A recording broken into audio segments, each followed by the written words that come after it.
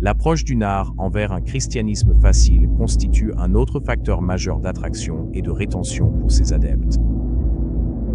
Le NAR présente une version du christianisme où les croyants sont encouragés à embrasser l'autorité qu'ils ont en Jésus, en se concentrant sur la modification constante des circonstances et la réalisation continue de percées personnelles.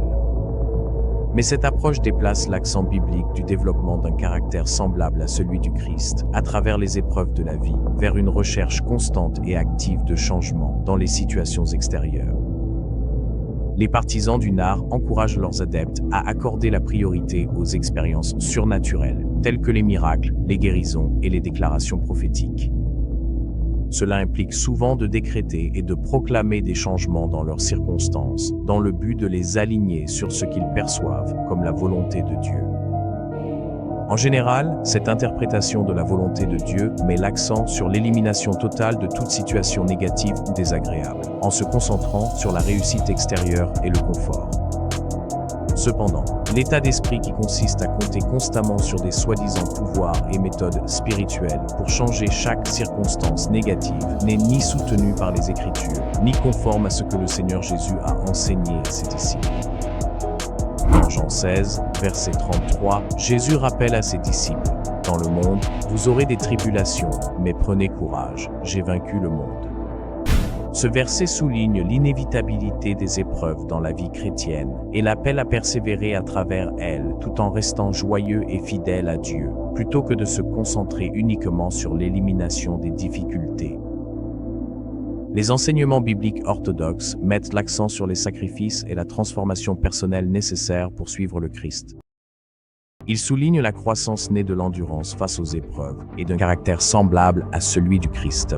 Par exemple, Romains 5, versets 3 à 4 déclare « Bien plus, nous nous glorifions même des afflictions, sachant que l'affliction produit la persévérance la victoire dans l'épreuve, et la victoire dans l'épreuve l'espérance. » Ce passage affirme que les épreuves sont une étape nécessaire de la maturité spirituelle, menant au développement de l'espérance et de la force dans la vie du croyant.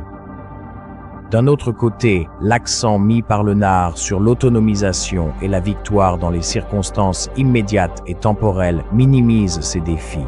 Cette approche propose une voie plus attrayante et moins exigeante pour les personnes recherchant une version du christianisme qui évite les aspects les plus difficiles de la croissance personnelle et spirituelle. Cette version déformée du christianisme peut également être qualifiée de christianisme axé sur les circonstances, de christianisme centré sur les résultats ou de christianisme orienté vers la prospérité.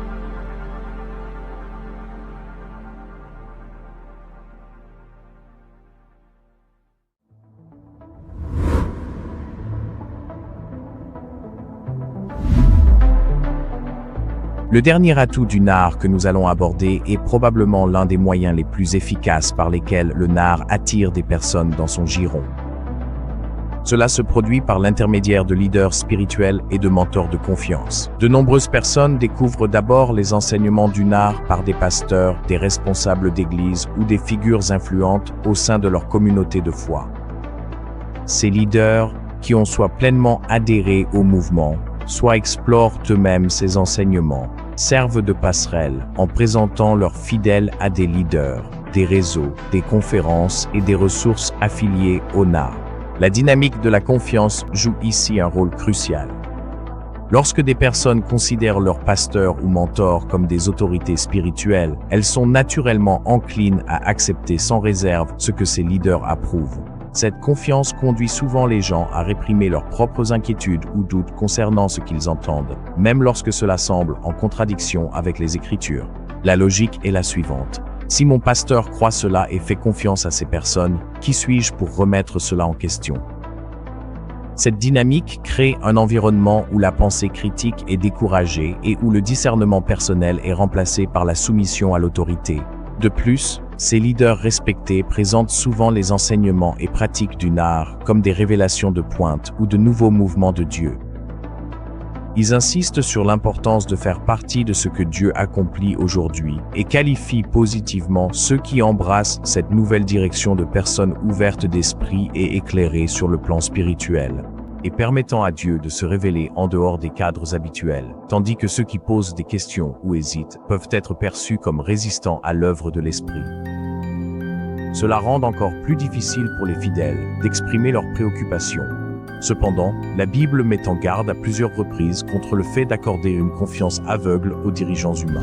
Dans 1 Jean 4, verset 1, il est dit aux croyants, « Mes chers amis, ne croyez pas tout esprit, mais éprouvez les esprits pour savoir s'ils sont de Dieu, car beaucoup de faux prophètes sont venus dans le monde. » Ce verset souligne l'importance de la responsabilité personnelle dans l'examen des enseignements et des mouvements, quel que soit celui qui les approuve. Un autre danger de cette dynamique est la mauvaise interprétation de la loyauté. Beaucoup de personnes pensent que remettre en question leur pasteur ou leur dirigeant revient à remettre en question Dieu lui-même. Pourtant, l'Écriture indique clairement que la loyauté envers le Christ et sa parole doit toujours primer sur la loyauté envers les dirigeants humains. Acte 17, verset 11, met en avant les Béréens comme modèle de cette attitude. Or, les Juifs de Bérée avaient un caractère plus noble que ceux de Thessalonique, car ils recevaient la parole avec beaucoup d'empressement et examinaient chaque jour les Écritures pour voir si ce que Paul disait était exact. Même lorsque l'apôtre Paul prêchait, les Béréens comparaient assidûment ses enseignements aux Écritures pour s'assurer qu'ils étaient conformes à la parole de Dieu. Jésus lui-même a mis en garde ses disciples contre le fait de se laisser influencer par les apparences ou par des affirmations spirituelles impressionnantes. Dans Matthieu 7, verset 15, il dit « Méfiez-vous des faux prophètes.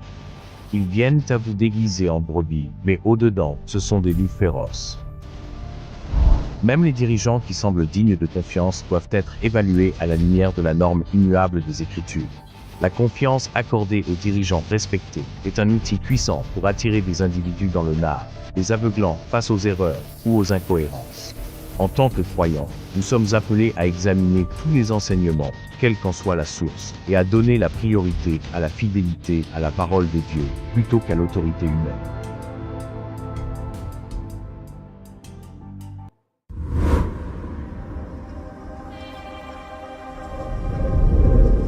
La nouvelle réforme apostolique promet puissance, réveil et une expérience spirituelle unique, mais derrière sa façade éblouissante se cache une toile sombre et complexe de théologie déformée, de performances charnelles, de manifestations et de contrôle. C'est un mouvement qui a captivé des millions de personnes, transformé notre conception de l'adoration et redéfini ce que signifie entretenir une relation avec Dieu. Mais les fondements et les méthodes du nard soulèvent de sérieuses questions. Le nard est-il vraiment un mouvement de Dieu, ou bien s'agit-il d'un mouvement séduisant et contrefait? Les signes et les prodiges sont-ils la preuve de la puissance de Dieu, ou bien des distractions qui détournent de la parole de Dieu? Ce ne sont pas de simples débats théologiques. Ce sont des questions qui touchent au cœur de notre relation avec Dieu, de nos églises et de nos vies.